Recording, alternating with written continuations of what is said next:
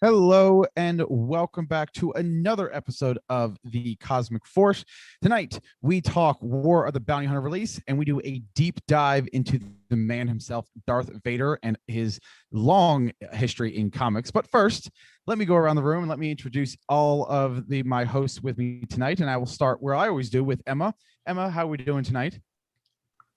And I am doing so good. Where are the bounty hunters? Am I right, guys? Like, I'm not gonna spoil anything right here, but what a way to wake up this morning. And I forgot to rate it on Goodreads this morning, but I'm gonna tell you my rating right now. It's 5 stars. That this might be the most active we've had it both Slack and Discord since Darth Vader issue 5 last year with For sure. Handmaids. So yes, very, very exciting. We will be talking about that soon, but let me get over to our next host, our host that was just recently visiting Batu. Caleb, how was your visit? Glad to see you have returned safely to this galaxy. Exactly. I'm glad to be back. I'm kind of starting my my dark arc here, as you can see. So yeah, I'm really excited to talk about Vader. Had a great time visiting the galaxy far, far away. It was a lot of fun. Whenever you get a chance, you should definitely go. But make sure you make your reservations like 3 months in advance. It's pretty brutal to get into the things you want to do. So my advice to you. So I'm going to ask you real quick, what was your job on Smuggler's Run? I was the left-right pilot, the one on the left, and it was a lot of fun. Smuggler's Run was definitely the highlight of that whole arc and that whole trip. 10 out of 10. Like, there's something so magical if you've never done it. You're essentially in the pilot seat of the Millennium Falcon, and there's a moment where it lights up and it says, okay, activate the hyperdrive, and you see the lever that they always press, and you have to reach out, grab it, and pull it down. And it's like, at that moment, it doesn't matter where you are in the fandom. You are an absolute Star Wars fan at that point once you are giving me goosebumps just listening to that. That's how awesome that moment is. It's great. It's great. All right. And our last host tonight, our producer, our newly engaged host, Jacob. Congratulations. Thank you. Congratulations. Thank you. It's been a very busy weekend. I went home for the first time in a year and a half now, and was there for 5 days, and it felt like 5 weeks. I mean, engagement part was very fun, but when you haven't seen all your family in that long, it can be a lot. So yeah, it's been fun. Before the show, on a completely different tangent, we were talking about Star Tours and like the parks in general, and I pulled out my old Star Tours pass, this little like merchandise thing with my name on it that we determined is, I think, probably older than Emma, if not as old as Emma, which makes me feel ancient. But yeah, so it's been a fun little week. Not surprising, I did not read a whole lot of comic books this last week, but we'll get into that pretty soon. Yes. Yeah, it's been a busy week. Yeah, we're going to get to that in just a minute. But first, before we do that, I want to welcome all of you in the chat joining us tonight. If you are joining us for the first time, welcome. We are a Star Wars comics podcast that broadcasts live right here on youtube.com/Utini every Wednesday night at 8 o'clock. If you can't join us live, that's perfectly fine. Our videos are up on the channel almost as soon as we get done, and we're on all of your favorite podcast platforms, so you can always check us out. Check out the audio version of the podcast. We also have a Discord that you can find at utini.com, or excuse me. Why do I always get to utini.com/Discord? I always get this messed up. Where we have more than 1,000 members with dozens of channels. The comics channel has been very busy tonight, not talking about War of the Bounty Hunters, but talking about Gracchus and all of the technology that he uses to make his love happen faster. If you want to be a part of those sorts of discussions, join us in the Discord and join over 1,000 other positive-minded Star Wars fans. And if you like what you see and you want to participate, or you want to say thank you, you can head over to our Patreon channel at patreon.com/Utini, where for as little as $5 a month, you can gain exclusive access to the entire Utini podcast network, as well as exclusive merch and community involvement things. So tonight, we're going to get to the main course of the show. We're going to be talking about Darth Vader himself. Has the villain become sort of an anti-hero of late? But before we do that, let's get into our weekly pull list. And boy, do we have a big one, Jacob. What is on tap for everybody this week? There is one singular comic book out today, but don't worry, there might not be many, but it's very important you read this comic book. It is War of the Bounty Hunters #1 Most Wanted, written by Charles Soule, pencils by Luke Ross, colors by Niraj Menon, inks from Rochelle Rosenberg, and cover by Steve McNiven and Frank D'Armata, with letters by Travis Lanham. Yeah, with, as B Nasty says, with 1,000 covers. I think the actual number was like around 40 different covers for War of the Bounty Hunters. So I don't know which one you got, but congratulations if you spent a lot of money on a variance like we all did. Mike should know. If Mike was in the chat, he'd be telling us exactly how many variant covers there are. Right. So the link for that, the Comixology link, is in the YouTube description right now if you want to pick that up for yourself. But yeah, very, very important comic book. We're not going to spoil it tonight, obviously, but I would read this definitely sooner rather than later. And surprisingly enough, I saw as Kelly Knox on Twitter's like, I haven't seen anyone spoil this yet. Like, I haven't either. I'm so used to like Disney Plus shows. Good job to the community. Yeah, I'm so used to like the Disney Plus shows and being like 9 a.m. Eastern time Friday and being like, yo, did you really love that moment from the show? That I was like, I haven't had a chance to watch it. It's like I don't want to be up at 3 a.m. and I have a job. But yeah, like no, surprisingly enough, no spoilers. But I would definitely read this before it gets spoiled for you, because it's gonna be everywhere, I would say, within the next 2 or 3 days. For sure. Like, and I'm so impressed with the Star Wars community for not spoiling it, but also our Discord community as a whole. Like, literally everybody was so good with spoiler tags. We didn't have to correct anybody or remind anybody to use spoiler tags. Everybody was so good about it. So thank you guys. It made it a very fun experience to hang out there and chat all about it. Yeah, I don't think I've seen a discussion even on like our internal Slack channel about any amount of comic news as much as this one. Everyone on the whole team, not just the four of us, but throughout the whole U team, is like, oh wow, this is gonna be something special. Yeah, it was cool. And it was like really great. Yeah, to watch it roll in over the course of the day. I mean, you had Jacob, I think you, me, and Eric were in there like right from the beginning of the day, and then more and more comments just kept happening in that thread. And yeah, and the cool part was it wasn't even team members that normally read comic books where it's like, hey, everyone, like, you need to read this. Like, I don't care if you're a big comics fan, just go read. And that's something we're actually talking about, how to quickly get into this if you're not all caught up. But yeah, just like go read the alpha, go read this, and it's well worth your time. And seeing all the people that normally just do novels come in and react to this was so fun. So yeah, that's something we want to talk about, was the easy way to read this. And look, there's a lot of stuff. If you want to read it all, here's every book there is. It's a lot. You don't have to do that though. And what? Yeah, this is the completionist's list right here. It's got all of the preludes. It's got all of the one-offs. It's got the main titles, it's got the main War of the Bounty Hunter storyline. This is what the omnibus is ultimately going to include. Yeah. Mm-hmm. But yeah, we have these great series pages, which I honestly kind of forgot about on the Utini website. We have one for the War of the Bounty Hunters crossover event, and it shows well, it doesn't have every cover because not every cover has been announced yet, but all the covers that we know of in the series. Here up in this top left with Boba Fett, you got the Alpha. That is definitely I honestly think if you didn't want to, you could even get away without reading this, because they kind of set up the premise in the issue #1, but I think it's worth your time. And then you can honestly skip all the preludes and just hop in with the War of the Bounty Hunters #1 if that's what you want. Yeah. It's like the High Republic. You can read all the adult novels and have a complete story, or you can read every insider edition or insider short story and comic book and novel and middle age novel, and you're gonna have a great time, but you don't have to if you don't want to. Yeah, and I like that comparison to the High Republic, because it's very apt. Like, with the High Republic, if you read like Light of the Jedi and then you read Rising Storm, like you're gonna get the meat of the story. And if you read just War of the Bounty Hunters, the Alpha, and 1 through I think 5 maybe, you're gonna get a really awesome story just in itself. But if you like that extra stuff, reading the preludes and all the tie-ins really, really makes it feel more alive even. Absolutely.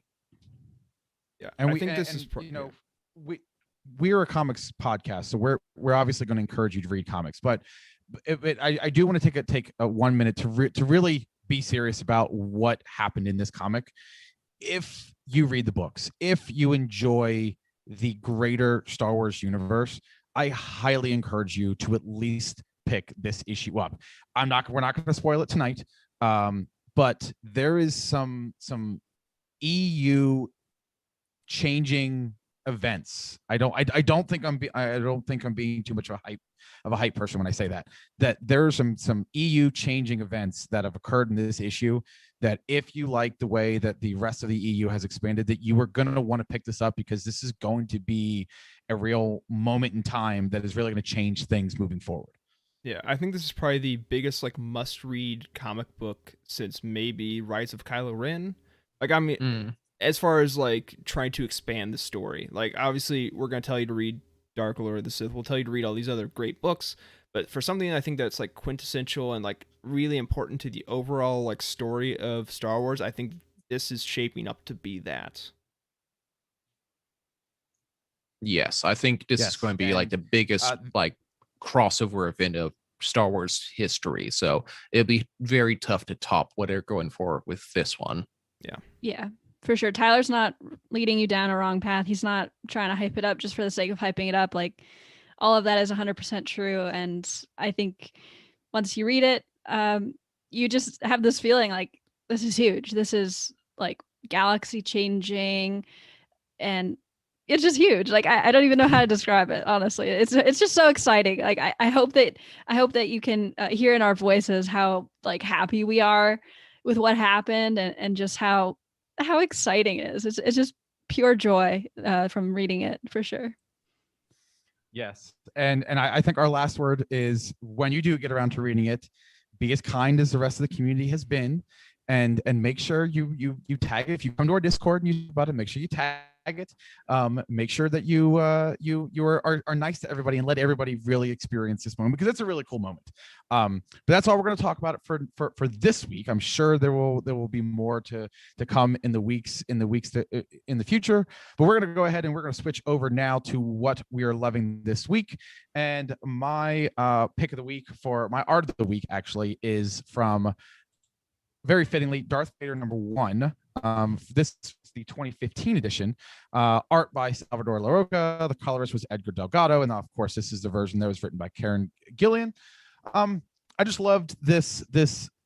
I love the ships of Star Wars, and to see, and what I really enjoy about the comics is being able to see them in situations where you don't normally see them. You know, you can't get a still shot like this in a movie. Or a TV show, and so just see Vader's TIE Advance coming through a cloud it was just a really awesome moment, and Vader's just such a cool character, and we're going to get into that towards as we get into the main show. Yeah, great piece of art. So Emma, what do you have for us this week? Yeah, so my art is from the Age of Rebellion Grand Moff Tarkin, #1, titled Tooth and Claw. It's kind of a mouthful, with art by Mark Lamming. And honestly, I'm not a huge Tarkin fan. I didn't really like his book. I didn't really like his attitude in episode 4.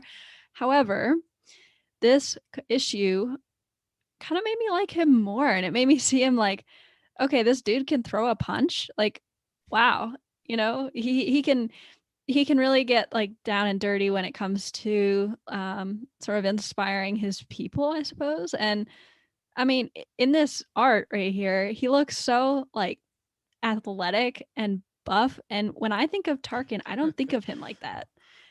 But yeah, he can throw a mean right hook. So, or as they call it in the comics, a mean Leia. yeah, yeah. He does a pretty good Leia, that's for sure. So yeah, that's my art of the week. Caleb, what is your art of the week?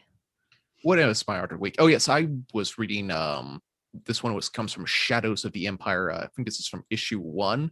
Normally I go for like really fun like page layouts and illustrations. I don't know, just something about this one really stuck out to me. This is the Slave One, Boba Fett's epic ship. I just love the weird angle on it. I love the detailing of it. I see some right above Tatooine. Just anytime you can get some really nice technical detail on a cool thing like the ship of Slave One, I always really that really just stuck out to me. So this is I don't know, just watching Slave One operate. It's the one Lego set I think I always really wanted. I have Jango Fett's version of Slave One, but I haven't ever gotten Boba Fett's version. So maybe one of these years. Yep. Jacob, what about you? What have you been watching? Yeah, so this is from the Boba Fett Age of Rebellion issue. And I don't know. I guess also fitting because War of the Bounty Hunters this week, but really cool. Just story of him in Tatooine, kind of like serving justice, I suppose. And yeah, I don't know, just a really cool panel. Looks great. A great action shot of him coming down on this. I think it was another bounty hunter, I believe. Some criminal or mischievant or something like that, but looked cool. Yeah, I swear, yeah. I think Boba Fett kills more fellow bounty hunters than he does actual bounties. I mean, that's probably true. Well, I mean, if he gets paid extra for his bounties being alive, then it makes sense. Exactly.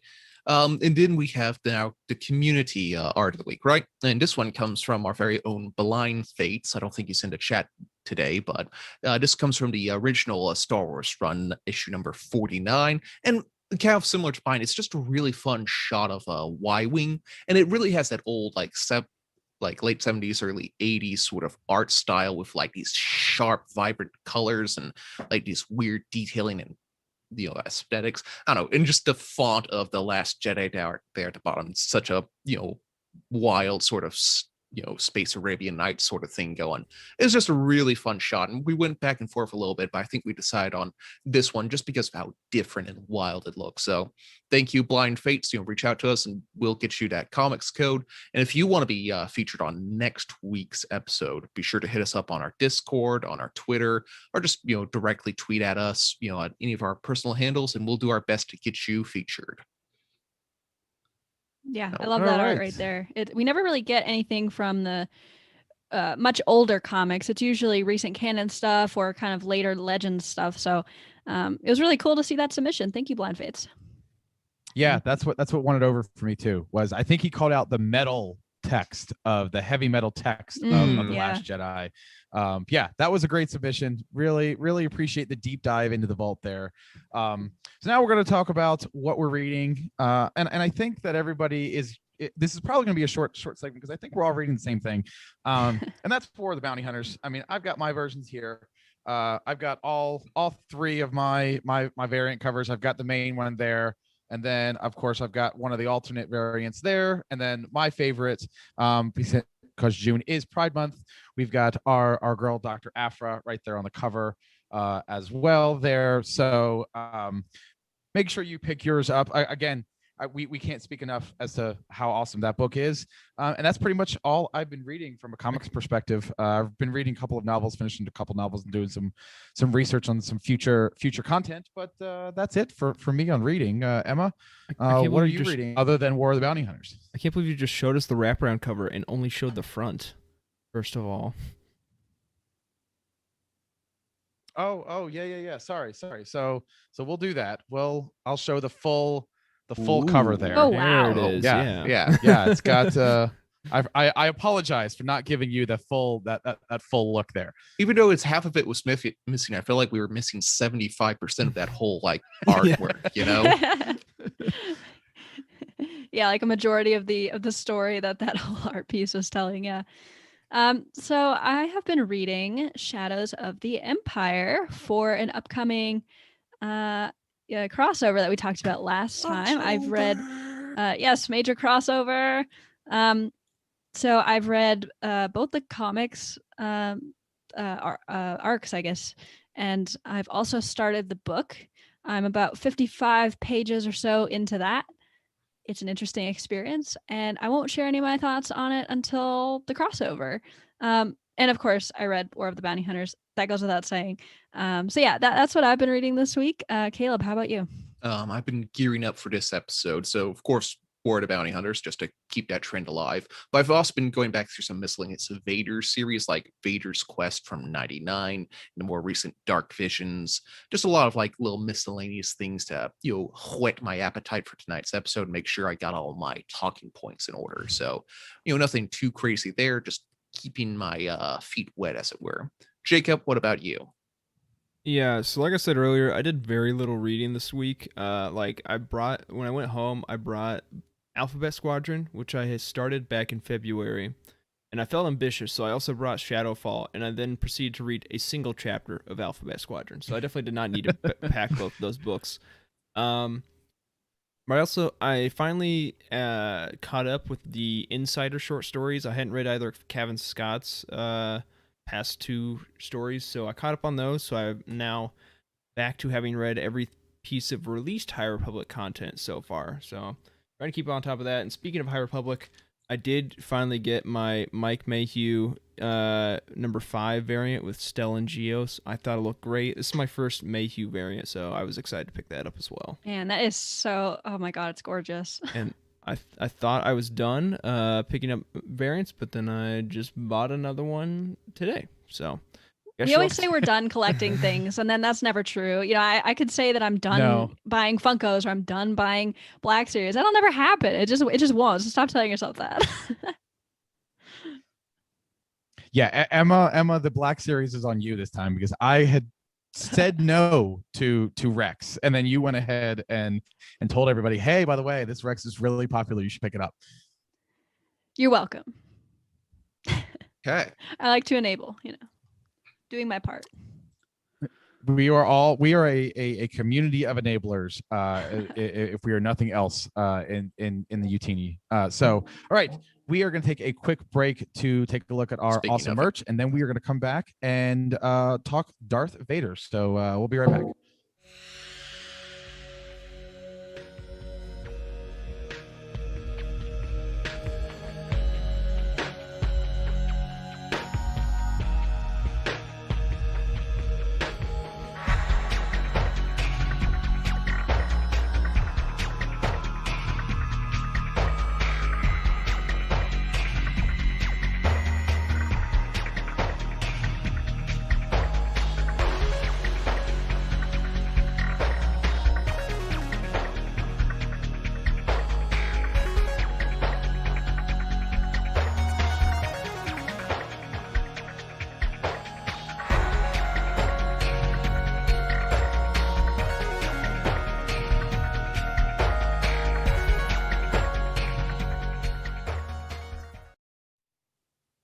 Hello. Okay, so this week we're going to be doing a deep dive on everyone's favorite Imperial, not Moff Tarkin apparently, but Darth Vader. So Darth Vader has had a very long and interesting kind of arc throughout comics. Not only is he the media of film's greatest villain, but that transfers over to the comics whenever he appeared in the early ones. But recently we've gotten a lot of really good like Vader specific issues. So we want to take some time to talk about that, kind of do some deep dives, have a real fun discussion about all that sort of thing. So let's kind of start with a grand, like big picture here of why is Vader in comics? Is he good enough to be a real protagonist? I mean, he's such a wrecking ball. Why bother making features, about Vader?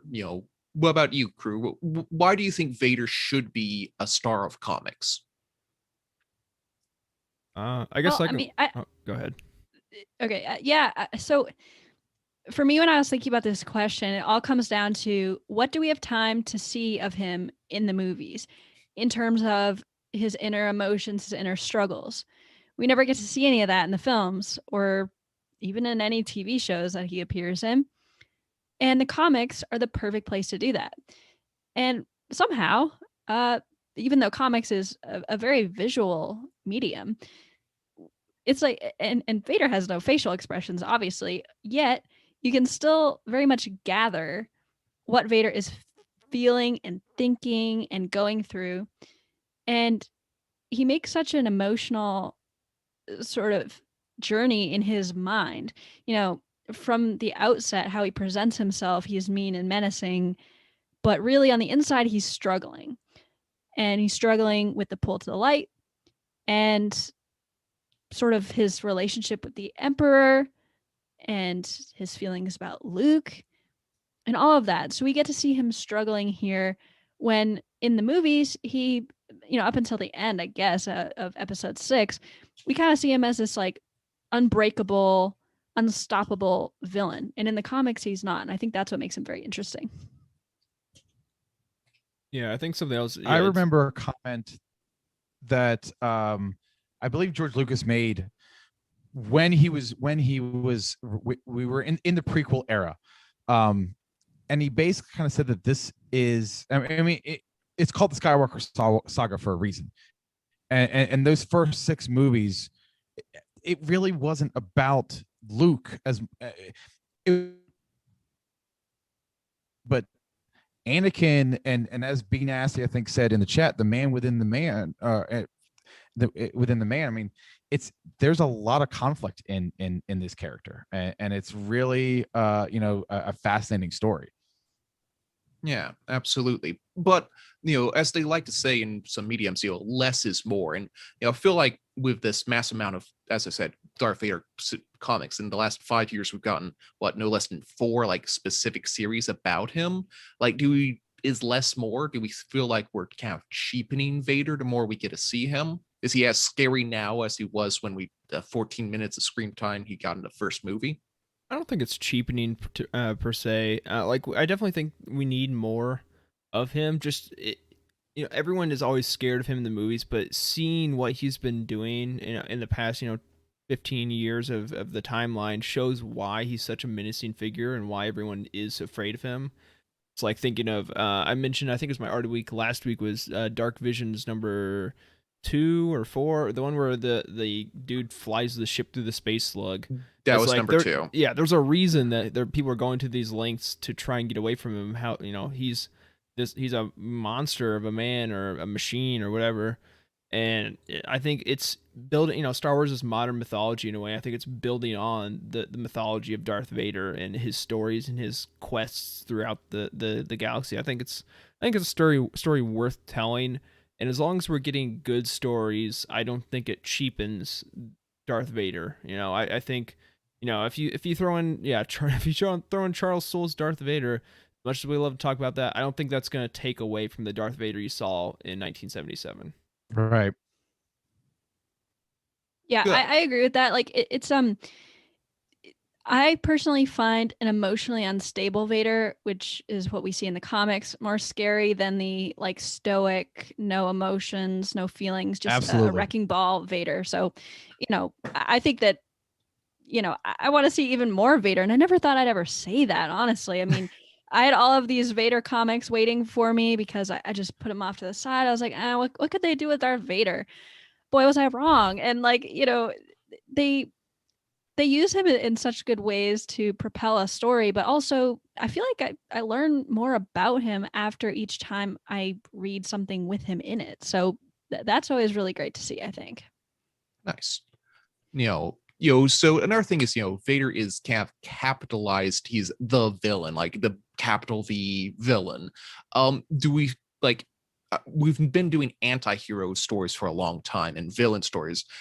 What about that? Do you think he is too evil to read a story? Like, he does some really bad things in these comics. Do you ever feel uncomfortable with all the like villainy going on here?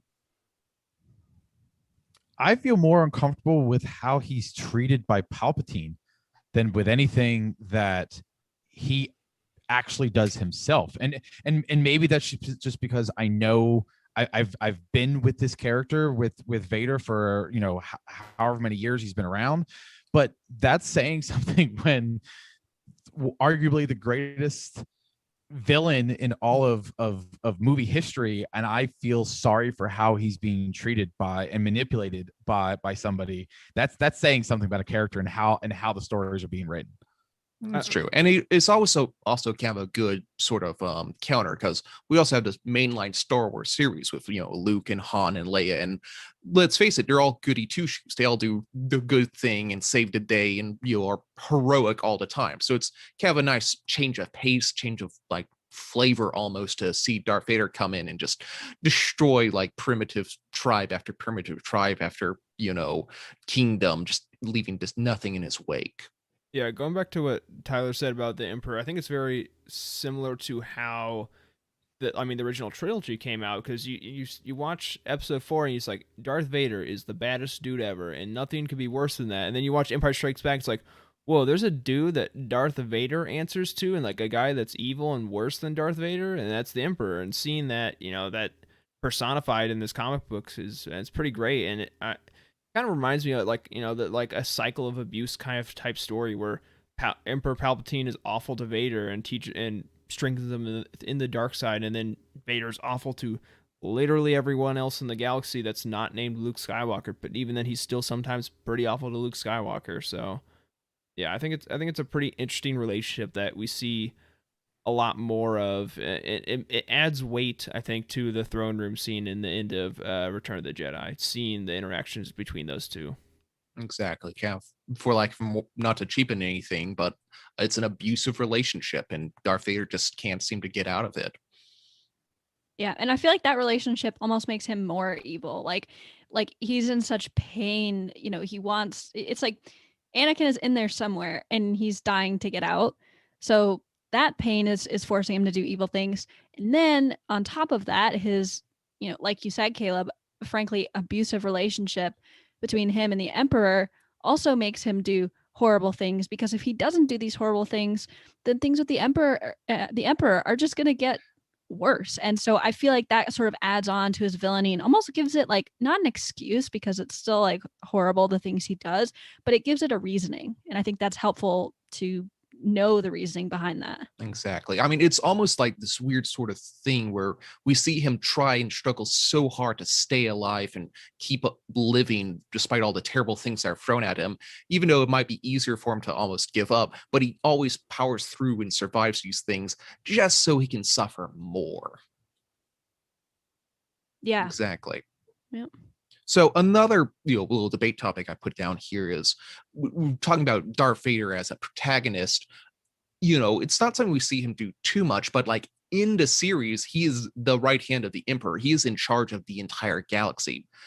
Does that ever, do you think, lessen some of these plots of like, how does he going to get out of this one? Well, he has 10 million stormtroopers to throw at that problem. So how do you guys feel like writers have solved that? Do you feel like that's ever been an issue you guys were thinking about?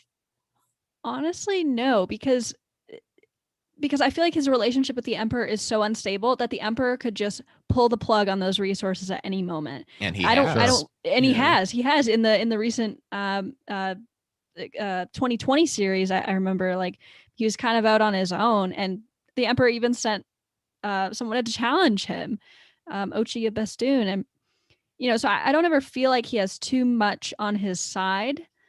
At the same time, he is like a one-man wrecking machine. So while he does have these resources at his disposal, they could totally be taken away at any time. It's like seeing, even I think another great example of the resources being taken away is like basically the entire Vader 2015 series is him trying to claw back to be in the Emperor's good graces, basically building all these resources on his own. I mean, he does need them to a certain extent, but anytime he's going into an encounter, he's still the guy leading the charge. He's still the main physical force. There are just some things that you can't solve with a lightsaber, and that's where the strategy, the resources of the Empire and the resources he builds with Dr. Aphra come in handy. But yeah, it's Darth Vader. I mean, what can he handle, honestly, at that point? It's interesting you bring that up, because I haven't read that whole series all the way through yet. I'm only up to I haven't touched the Vader Down trade paperback, but that's the one I'm having the most issue with getting involved in and liking, and it's for that exact reason. Like this is Darth Vader here, and he's basically some errand boy who needs to be checked up on in this in this title, and it's not gelling with the Darth Vader that I know. And I mean, I do really enjoy Inspector Thanoth, who's in that, but I think that's why I haven't really enjoyed that comic as much as I enjoyed the Charles Soule, because Charles Soule writes him as he's lost in Charles Soule's book, but he's not without his power. He can still go through that fight to get his lightsaber back, and he can still use outdated and ancient technology, like was pointed out in Darth Vader 2020 for his suit, to be ultra powerful. And it's so interesting how many different ways that he has been shown in these comics to be brought down a little bit by Palpatine, whether it's the technology, whether it's the errands, or whatever it is that make him so have to overcome something that really you'd think he'd be able to overcome. Yeah. Like, one thing that you mentioned that I want to bring up at the Charles Soule's thing is we can't see him be put in charge of the Inquisitors in 2017's Dark Lord of Sith, and for lack of a better term, it was kind of, I felt like Palpatine was kind of like giving his child, like, let's give you one toy and see how well you treat it before I get you. Oh, you chopped off all their limbs. Oh, okay. Like he was given in charge of the Inquisitors, and we definitely saw how badly he put his screws to them, essentially. Yeah, going back to what Tyler said about all the obstacles that have to be thrown in front of the Vader, and I hadn't thought about this until now, but he's really kind of the bad guy equivalent of Superman storytelling, where throwing the big strong dude at Superman isn't a good story because they just punch each other forever. Sure. And Superman's gonna win. You have to throw non-physical threats at Superman to make it a good story. And that's the same thing with Darth Vader. I can't throw like a rebel army at him because he's gonna blow up all their grenades and kill them all in 1 second. You have to find other ways to challenge Vader as a character to tell a good story. And I think that's what a lot of the authors have done. The 2015 series is about him trying to get back in the Emperor's good graces and working behind the scenes and trying to build an army of resources. And then the 2017 series is him finding his way in this new galaxy and struggling with his past. And the 2020 series is kind of a little bit of a blend of the two, honestly, in that way. So I think, it's like Superman. No one cared. Like, Doomsday is a crappy villain in all the ways that like Lex Luthor is not. That's a good point. And because of the way we know how Vader's story ends, you can't introduce a Star Wars Doomsday, because he has to. We know how that story ends, and we know where he has to get to. So you can kind of sort of bring up different intellectual adversaries, but somebody as big as a Doomsday, well, why didn't they make it into a novel? Why didn't they make it into a movie? Why didn't they make it in somewhere else? Why are we only learning about him now? So that's a really good point that you make, is that he's the Star Wars equivalent of Superman. You've even had an entire arc about his Fortress of Solitude. That's true. That was a good arc. Now, another thing that Emma, I think, talked about a little earlier is it's hard. Like, Darth Vader's expression will never change because of the mask, but we still get some flashes of emotion from his countenance and all like that. It's hard. The whole point about media and books and movies and all like that is to feel human emotion. Meanwhile, the only thing we can get off of Vader is like fear, for him. Fear about him and like anger from him. Like, do we think that there's ever been an opportunity where it's like, his lack of expression has lessened some of these arcs here? I don't think so. I mean, I think that there are other ways that the creators of the comics can get around that problem, using colors, for instance, to express emotions. It's kind of like C-3PO, right? Like, he's got to express a lot of emotions throughout the movies without changing his face. And that's why, Anthony Daniels had the special movements for him. And you could really tell his emotions just by the way that Anthony Daniels was moving. And I think it's similar to Vader. Like, you can tell by the way that he's holding himself, by the way that his head is tilted. You can really understand what he's going through at that moment, even if his we can't see his face moving around or his expression changing at all. I don't think I don't think it's held it back in the least bit. In fact, I think maybe even that element of mystery, like, okay, I kind of wonder if he's feeling anger here. Maybe he's not, though. Maybe he's like feeling another emotion. I feel like that mystery kind of adds on to the allure of these stories. Yeah, I think Exactly. something Just like this panel that showed up right here. Exactly. Yeah, with the shadows. Yep. Yeah, I think something that's like a hack that all Star Wars artists have been doing with Vader is if there's a moment that he has to feel emotion and you're trying to convey it, you have character B say a line, then a panel of Darth Vader just staring, and then a panel punched in of just his face and him saying a line. And then that is you just like, oh yeah, I can kind of infer what he's feeling. He paused there and his emotions, like he has some sort of emotional reaction. You know, if we're asking about Luke Skywalker, he's not just gonna be like, let's go kill him. There's a time for him to think and reflect, and you kind of read between the lines and figure out what he's trying to think. And I feel like I've seen that visual setup used a lot between all of his different books. Absolutely. And there have been different ways that he does have a helmet and his helmet looks the same, but I have noticed there are certain times when the angles are drawn just a bit different. The eyebrow of his helmet is a little bit more angular to give him a little bit more of a angry look, or maybe they're a little flatter to give him a more to give a little bit more of a softer look for times that it's needed. And there are very, very little subtle nuances that the artists have and colorists are able to put in there that can still deliver that little bit of emotion without completely changing the fact that his helmet is technically not able to emote anything. Nice.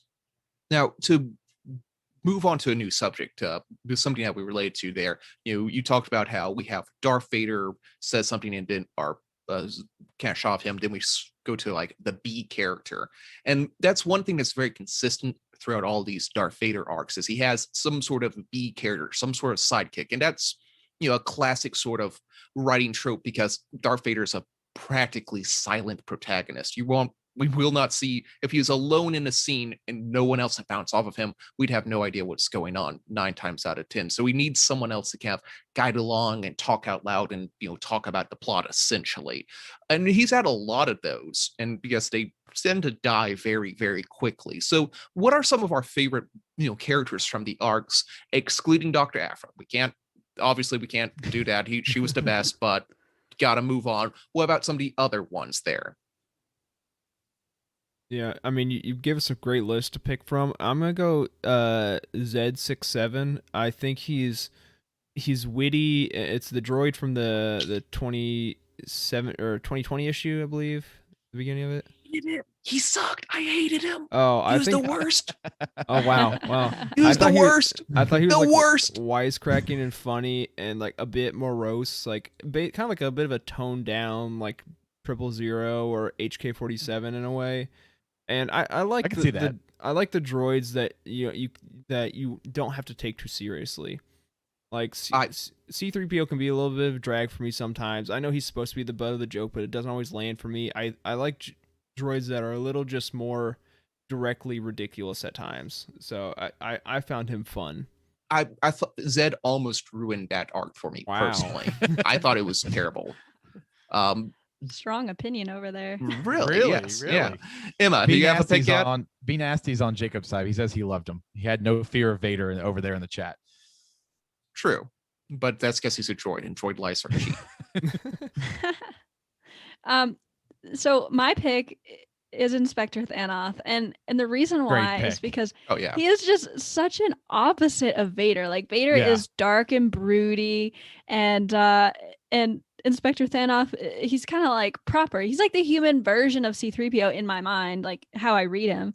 And he kind of wants to, follow the rules. He thinks what Vader's doing is crazy. And I just love their rapport together. And something about him, like with his monocle and stuff like that. I don't know. I love his character. One thing that Thanoth was very, very like took a lot of pages from, and what I saw was Sherlock Holmes. He was like the galaxy yeah. Sherlock Holmes, and they paired with Vader, and that was such a great sort of thing of like seeing him slowly piece the things together behind Vader's back, and like seeing like, ooh, this is a ticking time bomb. But we'll talk a little bit more about that later. But yeah, Thanos was a really fun character. It was fun to see like Sherlock Holmes in space. For sure. Well, and what also added to Thanos was his introduction coming right on the heels of another person in that role who was like overly critical. And now there was reasons why he was overly critical, so I'm not necessarily going to spoil that, but Vader couldn't, for lack of a better term, blink without him asking a question. And then to have Thanos come on the heels of that and have the interactions that he did, I think adds to Thanos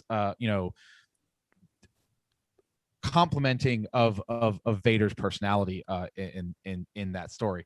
Thanos of that was actually going to be my pick, and I was like, you know what, just in case that somebody else goes with this, because I actually am going to select Darth Momin, because if going back to the Superman stories, if there was a doomsday like character, it I feel like that was the storyline that really portrayed that, where he was this all powerful Sith. I don't really think. I mean, he has a Darth name, so I guess. So yeah, he was. So I guess he was trained by a Sith anyway. Yes, but that was just how they communicated. And the irony of that the helmet to helmet and that whole story arc built around Vader's fortress, that was such a memorable arc of that line for me. Yeah. Now, Tyler, I would say I would agree, but I thought more that if we're talking Superman references, he's almost more like a Mr. Metroplex sort of thing, like almost more of a trickster sort of counter to Vader's direct brute force. They did have a drag out fight, which was cool, but like him trying to lead Vader on and deceive him into giving him more power. I can definitely see the Mr. Plexic, one of my buddies who's a huge Star Wars nerd. Our Superman nerd. He would be cursing me right now for not being able to pronounce that name. But yeah, I can totally see that manipulation and I'm doing this for you. I'm making you think this is something for you, but in reality, I'm getting the huge advantage here, and I'm waiting to spring my trap. Yeah. I love that analogy. Yeah. I wrote down a couple other ones. This is not like a comprehensive list of what I have left. Like there's kind of two that stick out. Orichia Bastoon, that was a kind of a fun character to see like actual in comics. Now I felt like they downplayed him and like he became a little bit too much of a punching bag towards the end, which was again kind of like it's good to see Vader have like someone quaking in fear of him all the time, but I felt like his decline as the like story went on was a little much. And then another fun one was the ninth sister. He was with her for a couple of issues, and just seeing someone who's kind of not afraid of being chopped up by Vader because she already was chopped up by Vader, in the series, that was kind of like a fun someone willing to stand up and stare him in the eyes, as it were, and not really follow his orders because she knows she's just a little too valuable to force choke out right.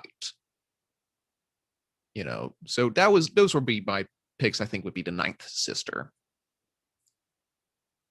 Yeah, that's a good pick. All of that reminds me, I love the Rebels tie-ins in that arc, as well as tie-ins to Jedi Fallen Order too. I just thought it was so cool to see how the Inquisitorius was sort of built from the ground up, and I didn't realize before how much involvement Vader had in it. So that was a really cool thing to see in the comics. Absolutely. So yeah, those. Now that we've talked about some of our favorite characters, if we don't mind going into some spoiler territory, which were your favorite to see die? And I will go ahead and say this. Said 67's death was the greatest moment. Just like, if you haven't read it, like for one, watching that character die was great, but for two, like the way he died, he was looking on as like, Padme kept in these recordings kept saying this person Obi-Wan, they must have been close. And just like that instant, like seeing Vader like say take no shit on that was amazing. I loved that. course. Yeah, I mean, I'm not even gonna lie to anyone. I don't remember any of these characters' deaths, so I'm just gonna leave it at that. That's fine. I did look one up to confirm what I thought, which was Ninth Sister's death, which happens in Jedi Fallen Order, which means I got to do it, which felt pretty cool. That was the fight that Cal had like at the top On of the tree. Oh, on Kashyyyk, yeah. Kashyyyk. Well, I thought you chopped off her like arm or something, and she fell off the tree, which we all Star know Wars what that means. She's means. probably still alive. See her in the Yeah, sequel. but you got to force her off the tree though, right? Yeah. So that counts. Yeah. So I'm responsible for her assumed death. We'll go with that, which was pretty dope. So yeah, I'm going with that one.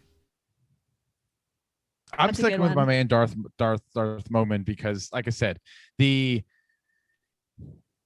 what was the result of that, and having that full Sith power and having and everything that occurs there at Vader's castle, and then how he kind of the sort of finality to that story and to that arc, to that character really just kind of made gave just another one of the laundry list of badass moments that Vader had. That was still he's a great character, and he was a great adversary for Vader. Absolutely. I would actually like to amend my answer, and I totally didn't just look this up not at all.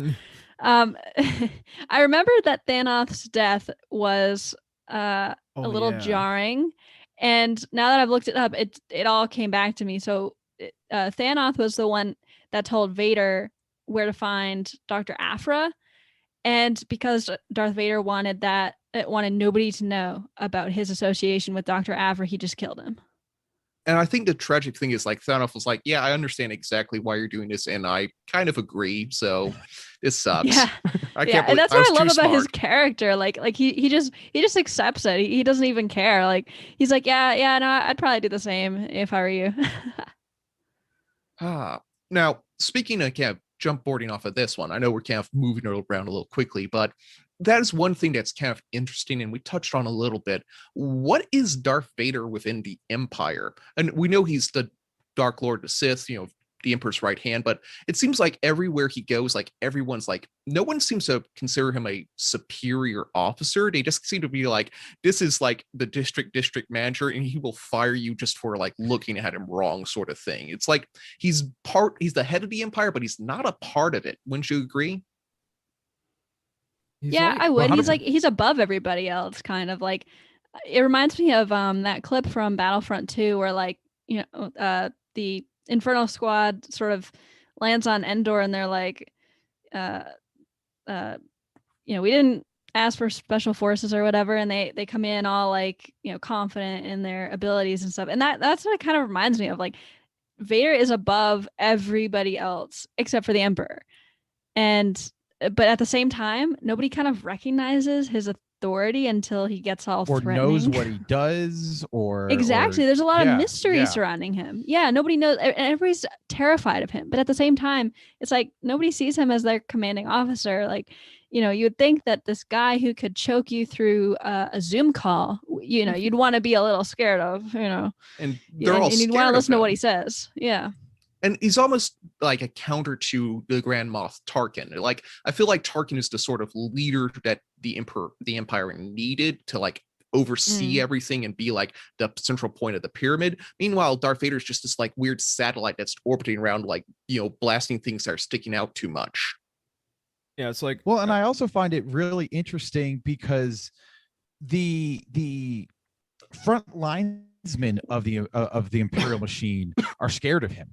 But the brass, the General Tags, the Tarkins, the all the other upper echelon people almost kind of seemed annoyed by him and really do not respect him at all.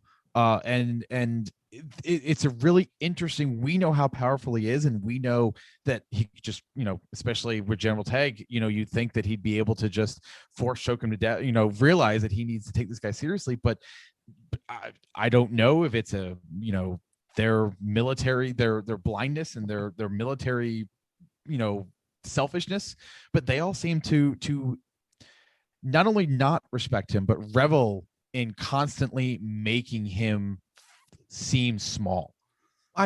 That's one thing, like in the big boardroom scene in episode 4, like, where Vader's like just kind of stalking around and starts force choking that one guy who spoke out too much, and then Moff Tarkin like talks him down, like, stop it, Vader, don't actually kill him. But then after Tarkin dies, Vader, like throughout the rest of the future films, just keeps choking people out.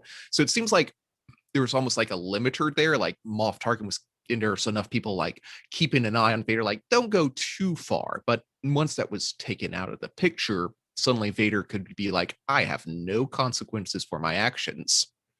Yeah, I think part of that is it's part of that relationship comes from the fact that he is, all these military people have been trained in to do things by the book, and Vader's just so outside of what their norm is, and he's able to take out a frontline stormtrooper because there are billions of frontline stormtroopers, but there's only so many generals and so many admirals in the fleet. So if you start messing with some of those, you're gonna have some long-term consequences. I think that's Vader is Palpatine's apprentice, and they're the two Sith, and it's it's a powerful dynamic in the galaxy. But I think Palpatine really has Vader's just another tool in his toolbox. He's got Tarkin, he's got the Empire, he's got the fleet, he's got the Death Star.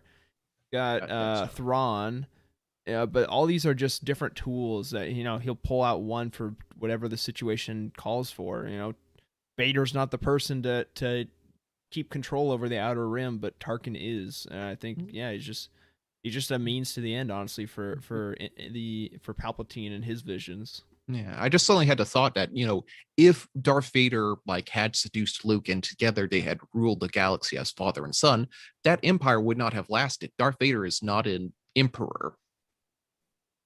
No, yeah, but that's where Luke could have come in. I mean, we never know, and I'd love to have a what if alternate universe sort of scenario where that occurs. But that you were absolutely right, is that his character cannot be the person at the apex of the pyramid, as using your analogy from earlier. So that would be a fascinating story to see. So let me tell you guys about this great book called Dark Empire. Where's our reference for the night? I'm not me. It's not. Don't look at me. Actually, I actually do have one. Can I? Okay. Yep. So I was reading Shadows of the Empire, and they were talking, I kid you not, about naked Vader. And I'm not even making this up. Really? They were saying that he was like naked in his meditation chamber. How he survived, I have no idea. This was nuts. It was like they were trying to one up naked Palpatine. And honestly, I don't know which one came first. But, the joke will remain with Palpatine always. And is this the novel or is this the comic? This was the novel. Yeah, I didn't see that. They didn't put that on art. They didn't ink that. Thank the Lord. No, thank goodness, because I don't need to see it. It's been 20 years since I've read that novel, but I do not remember that part of that part of the novel. So I'm going to be excited when I go back and reread that. Yeah, I think Dark Empire came first because it was in the 91, 92 for Dark Empire, and 99. Shadows of the Empire. Yeah, it was it's NC64 era, so it's like 96 at the earliest. So nice. Yeah, the novel came out in depending on when the publishing date is, but like mid 1996 into the beginning part of 1997. So, okay. So since we're kind of on a fun topic here, I think I do a good amount of this, but whenever you're reading Darth Vader's dialogue, do you hear James Earl Jones? As opposed to Hayden Christensen, or do you when you're reading it, do you actually take the time to try to put James Earl Jones' dulcet tones into the dialogue there? I feel like I do that pretty often for some of his shorter ones, but sometimes some dialogue that he says, when he's paragraphing itself out, sometimes it doesn't really flow terribly well. I can see that. Yeah. I feel like sometimes the people who are writing Vader, I'm not saying they're doing a bad job, but I don't think they are thinking in, how Vader would actually sound saying some of these things. James Earl Jones's Vader is a man of few words, not paragraphs. Exactly. And they stick to that mostly in the comics, but there are a few times where it's like he strings like 2 sentences together. I'm like, oh, he's talking too much. Absolutely. And one other thing before we move on to like another section here is we've kind of talked about how much Vader has gotten screen time in these comics. I think he's definitely the one who's seen the biggest glow up as characters go in Star Wars. Like he was really good in the movies, but now he's even better because we expand so much more on him in the expanded universe. Is there any other character like on that level, like who's been so much more improved by their presence in comics and extended media in the the whole of Star Wars? Caleb, I'm so disappointed in you. Absolutely, there is, and his name is Lobot. Lobot, yeah, that's Lobot a good one. Lobot is nothing in the movie. He's a weird looking kind of creepy dude. He doesn't even say the name. Points at his wrist and does some stuff, and his head glows a few times, and it's kind of creepy and weird. And then Lando made me care about Lobot, which shouldn't have happened. So yes, there is someone better. I stand corrected. Any other examples? Yeah, I can't. No, I yield the floor to Jacob and his amazing counterpoint there. Yeah, I mean, that is a great point, and I 100% agree. I could kind of make a case for Leia. I think that was not that she wasn't great in the movies, right? Like she was fantastic in the movies. But when I'm thinking about awesome characters that are like iconic in expanded universe material, like Vader is, like Boba Fett is, like I think of Leia immediately. She's kick-ass in the comics, and she has a very strong lineup of content in books.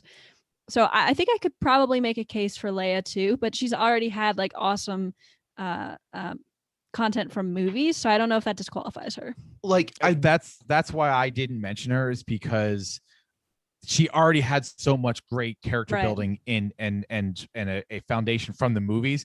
But I would 100% agree as the character who has seen the most been most efficient with their extended screen time in the comics, I would definitely say is Leia. Yeah, Leia definitely. I think like you see so many different facets of her. Like you definitely see her more adventurous side, going out on individual adventures herself, but you also see her as like a leader and an organizer and like a promoter in this whole system. So you get a much better feel of that than you did in the movies.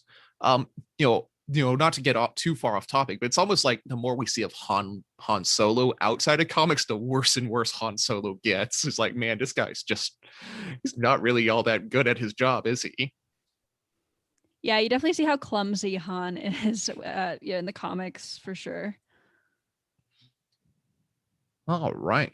So, let's start trying to land this plane here as we talk about, future opportunities here. Like I put some questions here, like, are there any sorts of stories we want to see Vader explore more in the future? Like, we've seen him like doing some like court drama and like Civil War stuff. We've seen him, stranded and alone, hunting down Jedi. Like, what are some areas that you'd like to see Darth Vader used at in future series? Man, I would love to see a sort of buddy cop thing with Vader and with someone that maybe we wouldn't expect him to work with. Maybe like Boba Fett. Maybe they go on an adventure together or something like that, because it kind of seems like they have a little bit of animosity in The Empire Strikes Back, like no disintegrations. Like, yeah, there's a story there for sure. And maybe they like go out together on this sort of mission to try to capture somebody, and it goes wrong and Boba Fett disintegrates him, and that's where the joke comes from. I don't know. I'm kind of thinking like a buddy cop thing where Vader's paired with someone that he really, really that is also evil or morally gray. And of course, I mean, I guess this has already kind of happened with Dr. Aphra, but I'm thinking in a sort of like one shot, like do a mission, get it done, and all sorts of wacky things ensue. Nice. Yeah, that could be really fun. I don't think we've seen this, so correct me if I'm wrong, but I would like to see a canonized version of what we got in The Force Unleashed, in that he is he has a confident lackey to do his bidding. That somebody like Afra kind of is sort of behind the scenes and everything, but isn't as powerful. I would like to see something along those lines to where maybe it's maybe it's a an apprentice, maybe it's just somebody who's raw, and he just takes care of their natural affinity for the force to kind of do his bidding and things like that. But something like that's more that is canonized of that, to where he is, go do this for me and don't hold anything back. Absolutely. Jacob, anything on your side? So the quick and easy one is I definitely need something to follow up the last volume of Darth Vader 2020. I that needs to go somewhere for me. But the thing I really think I want, just like off the top of my head, is this would have to be like an Elseworlds type story. But I don't. Did any of you guys play the Revenge of the Sith PS2 game? Yes. Yeah, it's like sitting somewhere on my shelf. There's an alternate ending where Anakin kills Obi-Wan in the duel and then goes and kills the Emperor and then claims the galaxy as his own. So kind of like what you were saying, if Vader was the ruler, and it's super cool. I mean, it's that one. It's like, I mean, it's like just like nerdy stuff, like. But there's like you could also do that in Lego Star Wars. There's a concept art of his like Darth Vader armor if he was not chopped to bits, and it's like basically it's more very samurai inspired. So I would love to see something like that, like a 4 or 6 issue miniseries of what the galaxy looks like under Vader. And I mean, there's even fewer Jedi to stop him at this point because Obi-Wan's gone. It's literally would just be Yoda and then all the other, B characters that survive. So I think that'd be kind of interesting to see where that goes. I agree. I don't think he has the political strength to hold the galaxy that strongly, but I'd be interested to see where that would go. Yeah. This is going to sound really weird, but I think it'd be very interesting to see Darth Vader have an interaction or a story with Jar Jar Binks. You gotta elaborate on that. You gotta talk about you obviously can think of the comedic aspect, but also remember this was one of Anakin's like old friends. This is someone he met on his like first adventure out of his desert town of Tatooine, and someone that knew him and knew Padme. And like, how would he interact with someone like so clumsy and so like inept as Jar Jar Binks, but also like he would have to like survive that. Like you couldn't just kill Senator Binks like straight up. I think that'd be like a weird dynamic of like having him flash back to like his innocent youth, as it were.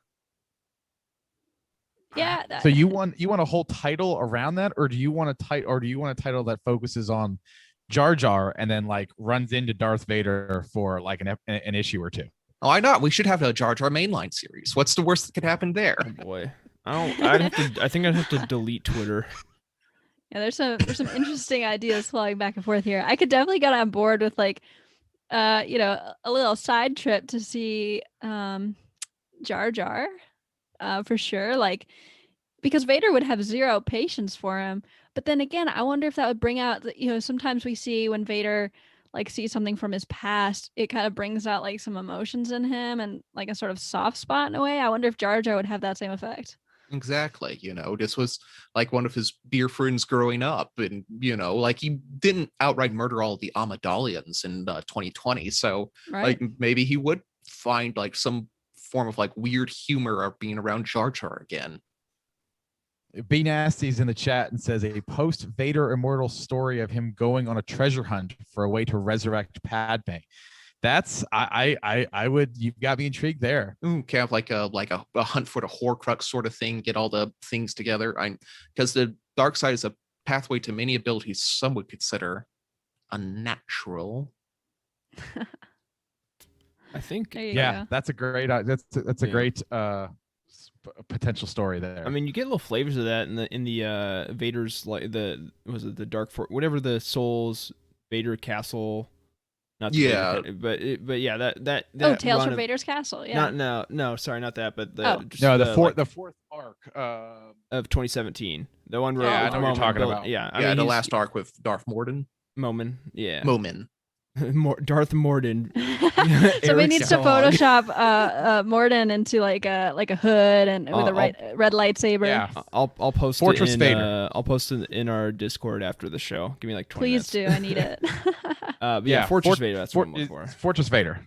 Yeah, Yeah, you get little hints of that in there, and I think the 2020, the first issue or the first arc of 2020 kind of explores his mentality of like putting that past to bed, more or less. I mean, I think he's not quite at peace, but he at least is more accepting of everything that went wrong in his place in life with Padme. But definitely, I think I there's definitely a cool story to go there.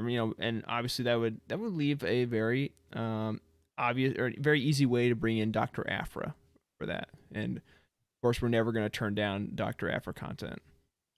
Absolutely not. Precisely.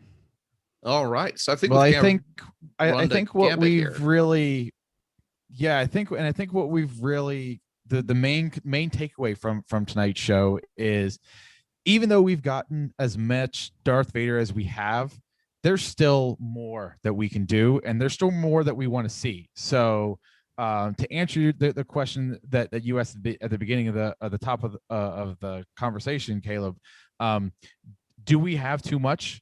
Absolutely not. And there's always more. We can always have more Vader because Vader's just awesome. Mm-hmm. So we have a couple of reminder. We have one reminder here, one little piece of news here for the show. Next week, we are actually going to be going live 1 hour later, and that's going to be at 9 p.m. Eastern time, and that is because our crossover event with Legends Look Back, we're getting in on the crossover event things ourselves, where we talk Star Wars Shadows of the Empire, will be next week with special guest Jared.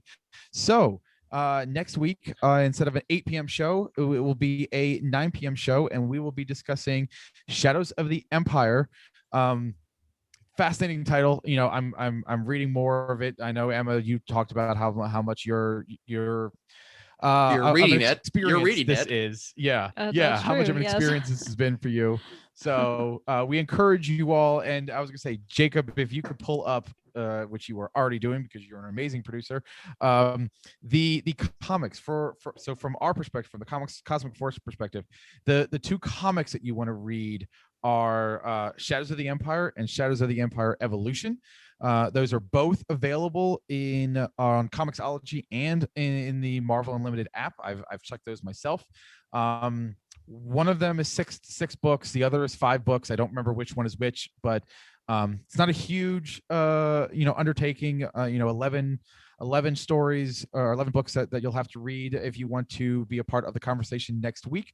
And we encourage you to do so because it's gonna be fun. There's a lot of things. Emma, I think Star Wars lore in the mid 90s is a lot different than what we have now, wouldn't you say? It really is. And I think that the interesting thing about doing it, this crossover right now, is that it takes place at the same time and kind of the same general storyline as War of the Bounty Hunters. So it's been a very interesting and surreal experience to be reading that right now. A lot of deja vu. Very much.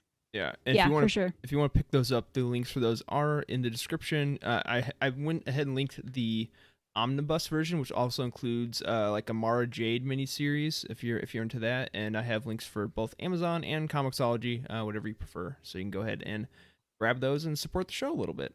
So yes, Jared will be on our show next week, but also some of us are going to Legends Look Back the day after, right? Yes, we are both crossing over. Yes. Perfect. So catch us live here and next week, Wednesdays and Thursdays. Yes, support the show. Read up on some great, well, some legends content. I don't necessarily know if I want to use the word great until I finish reading all of that. And be sure to join us next week at 9 o'clock Eastern time, right here on YouTube. But until then, that's going to do it for this week's episode of The Cosmic Force.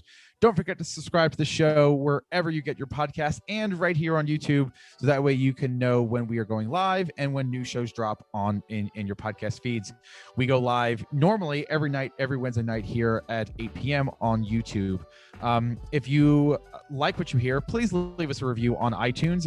It will help news listeners find the show, and we always appreciate all of the positive feedback and emotions you guys give us. We greatly appreciate that. Thank you from all of us. Be sure to visit utini.com for reviews, articles, and news for the entire expanded universe. We also encourage you to join our Utini Discord community by going to utini.com/discord. If you like to help support the show, you can find us on patreon.com/utini and start receiving exclusive perks for starting at just $5 a month. We want to send a special shout out to Cheryl Bell, Patrick Ortiz, and Carl Sanders on our Jedi High Council, and Elizabeth Cloutier, Jason Mitchell, Freddie C., and Sally and Chris Eilerson on our Alliance High Command patron levels. Thank you for your continued and amazing support.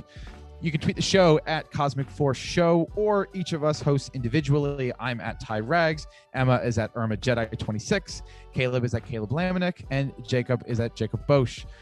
Thank you again to all of my co-hosts here tonight. Thank you for all of you joining us in the chat tonight live.